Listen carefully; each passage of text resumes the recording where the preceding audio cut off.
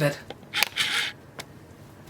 there we were, quietly at the park, quietly downing some Seagrams when David said, "You know, Eric almost graped somebody." Quietly perturbed, he looked at us.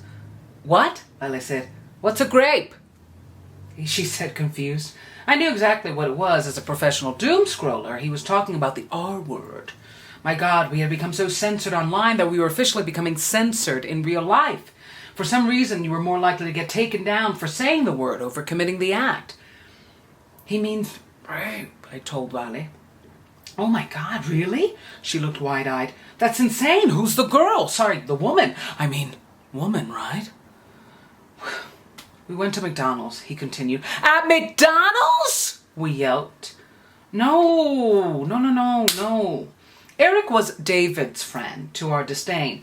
Absolutely every friendship, especially with women, will have you at least wondering why you hang out with that person because of the person they hang out with or are dating. David was like a 7-Eleven when it came to friendships, too open all the time. Meanwhile, Eric gave the energy of a man that would have been a serial killer but never managed the upper body strength. Something about him screamed, "I don't cause harm because I do not like consequences." It's one of the reasons I personally stopped pranking people. I don't like to get pranked. "We went to McDonald's and he paid," David continued. "Good," I said plainly. "That's a big deal for guys," he continued. "Guys paying for each other's meals? We don't even want to pay for women." He was genuinely shocked. I didn't understand that shelling $5 on a Happy Meal for your buddy was the equivalent to you announcing your wedding engagement in a 1930s social paper. "I'll let the gays," I replied. "Continue." "No. When you pay for your friend, it means something," he explained, as if he was the narrator for Mean Girls, the guy version, aka Mean Guys. "It's true. A man wanted to pay for me, didn't want to pay my $3 taco. Mind you, I Ubered to the date.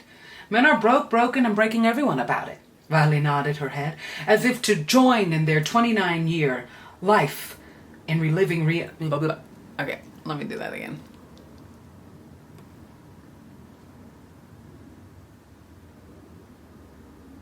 It's true, a man wanted me to pay for my $3 taco. Mind you, I Ubered to the date. Men are broken, and breaking everyone about it, Vale nodded. It was as if she was reliving her Vietnam War years.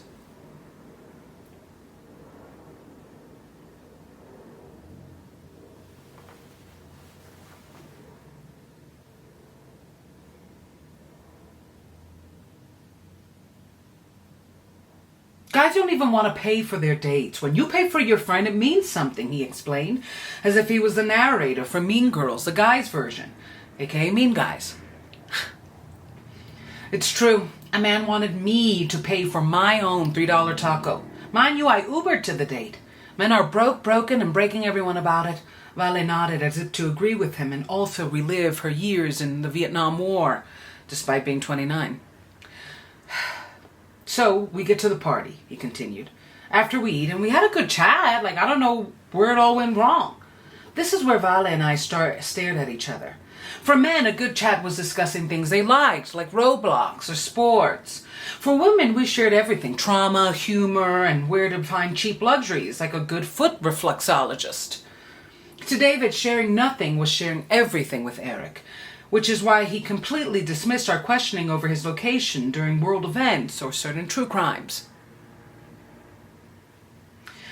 I'm in the kitchen talking to Eduardo when I see him go upstairs with that girl, Nicola. And I'm like, she's drunk and looks bad, so I follow and act like I'm going to the bathroom. But then, when I get upstairs, he goes into a room with her. Val and I stood silent. This was not the part of the story where our opinions or jokes were needed. So I walk up to the door and I panic because I'm like, he's going to grape her. I grab Vale, who was about to ask what was a grape again. And I'm like, what do? Do I knock? You can't knock on a grape, he said, reliving his panic at the time. You just can't knock on a grape.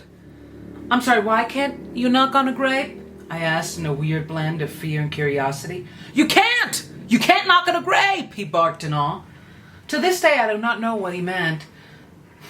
Did he mean that you can't knock on a grape because it's such a serious, severe situation? Or was it actually him insinuating something about etiquette. How barbaric to knock on a grape. At least let him be clothed and finished with his victims. For the sake of the lifelong friendship, I'm glad I kept the mystery. So I'm like, I'm gonna John Wick this. I've been going to the gym and lost 5 pounds around my belly. I'm gonna do this, he said, maneuvering himself as if he was gonna drop kick us across the picnic table. Yet, like the door, we remained unmoved. It did not budge, he said, disappointed. But he heard it, and that's when he came out. He was like, what the? And what did you say? I asked, invested. I said I left for my ice cream at McDonald's. He declared. What? I replied. It was the plot twist of the century. We had gone from a potential grape to a McDonald's soft serve. I didn't know what to say, so I just said, to make sure she was safe, I said I left my ice cream. He looked at us with his big brown eyes, as if we were two St. Peters determining whether this story was worth heaven, or rather ice cream. And what did he say? He was like, who the F cares about ice cream, man? As he was about to close the door, so I said, I'm hypoglycemic. What? I'm sorry, you yelled you had hypoglycemia just to avoid hurting his feelings about disturbing his grape? I barked. So far, no heaven from my vote. You invented a medical situation just to keep him comfortable? Raleigh backed. Sounds like something a woman would do to avoid a date. Yeah, but this is a date grape, I continued. Well, it worked. I checked on the girl and left her sleeping and made sure the door was locked, and we went to get ice cream. Wait, you literally went to get ice cream? I guess justice was served, I replied. I did not know how to feel about David doing the right thing so badly, but these were definitely the moments when I remembered he may be a friend, but he's still a man. All right, let's heal, let's discuss. So, this is such an interesting story because it's layered in the sense of the whole time we were saying grape, and I'm like, in the real world we censor ourselves now. We don't say those words. And what's wild is that you can commit the act, but you can't say it. And I think that's a testament to something that I've noted now more than ever. We are fighting labels rather than layers. The human experience is very, very layered. And I see people, and it's something that my own narcissistic father would do. My father would do every crime, sin, evil possible, but argue over whether you could call him evil. And would make you or try to make you feel worse for calling him a thief rather than him acknowledging that he actually stole. And it's this weird moment, we just kept on calling it a grape, and I noticed it was just dying down, this is a big deal. And I never I think it's so tricky because as somebody who has let go of people and also been let go of people, we all have had somebody in our life, especially women. I mean, my God, every woman has that one guy they dated that it was just like, Jesus. Literally, where was he? Where was Jesus? Where was Jesus? You see his profile and you're like, my God, when is the rapture happening? Now I do want it to happen. And and everybody has people in their life that aren't exactly healthy or pure. And it's something that I'm trying to learn for myself because I am in a moment of my life where I'm really elevating. I'm trying to better myself. I'm trying to go straight for who I want to be. And I'm noticing I can't be around a lot of people or even a lot of time around people. And it's this weird blend of forgiving people for being overly forgiving to others, but also just not wanting to be in the circle. And David has always, he's just so open. And I think his definition of friendship is, as somebody who has the bar very low, his is oddly lower. And Eric is just, he's a serial killer. I mean, he's not a serial killer, but he definitely gives off that energy of someone who just not a good person. And I think that David, and I have attracted people like that, but I think I also repel them. That the worst people of my life, or the potentially most damaging, they were all in and out within a year, within a few months. Whereas David holds friendships for a long time that can be, I don't think he realizes he is hanging out with poison because he's so naturally the antidote. Like, he's just funny and he's sweet and he fits in everywhere, but it kind of goes into that whole mentality of like the friend of everybody is a friend to nobody. And I can't judge him in the sense of for a very long time, I'm trying to learn that right now. For a very long time, I defined depth as having mutual pain and mutual likes, right? And it was the basis of my father and our relationship. My father was always trauma dumping and then would talk about his favorite TV shows or his favorite music, which matched mine. And I have measured a lot of my relationships and friendships off of this idea that if you tell me your pain, but we also watch, what we do in the shadows, we're going to be like this, besties. And he starts to tell the story, and I don't know, it was this weird moment for me as a woman because it's like I think I said it perfectly. He did the right thing in the wrong way. And it's something that I'll never forget. I've talked about the producer a few times. It's just that bitterness. But I think he embodies a lot of the mistakes and mishaps that have happened to me in my journey as an artist. Of just trying to collab with people to make music and finding they either steal my music or steal my ideas, or they think I'm... One thing that has always been a crux in a lot of my relationships is that people think I'm better than them. But I'm not at the same time. Like, I'm too good for what I offer. Creativity and wisdom and love. And it's almost like I don't deserve these parts of me. They deserve it because they're going to use it. And they have star quality without having a star. And it was just this... it was just this moment of like, God, if David is our defender, woo, ladies, we're in trouble. Like, if this is the guy we're relying on to John Wick, he like kicked the door and it didn't move. The door stared at him. The door went like... And it's so... I have been the person, the social justice warrior, the person who has defended the person who is going through a wrong thing, without necessarily always measuring whether they were wrong, because I think that's one of my Achilles heels. Bad people suffer too, and my father was such a perfect example of that. And I think because he was in this constant cycle of suffering, we ignore that he was also making everyone suffer too.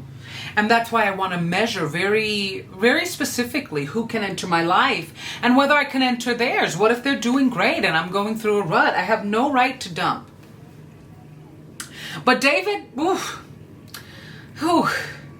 and he's so sweet, and I know he wanted to help. And I think what was so interesting, and to bring it back to the story I was going to tell as I rambled, when the producer stole like 8 songs from me, I called my friend who's dating a producer, and he picked up the phone and he said, guys turn on guys. What the hell is war? In some ways. Like, he's like, I have songs that I swore were going to be my biggest hits, and they're in somebody else's hard drive. And I email them every once in a while, and they never send it.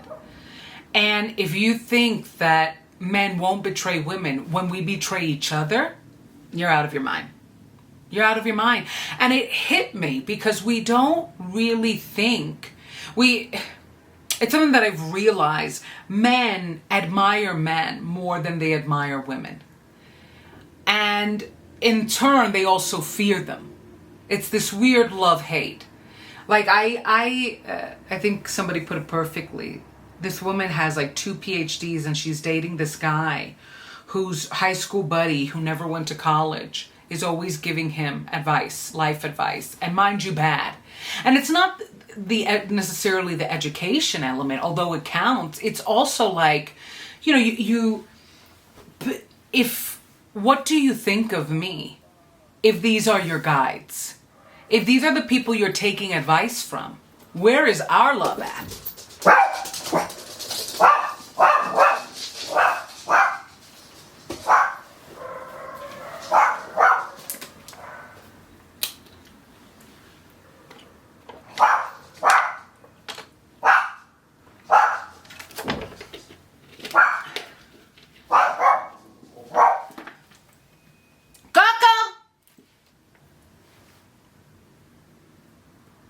And I think what I judged...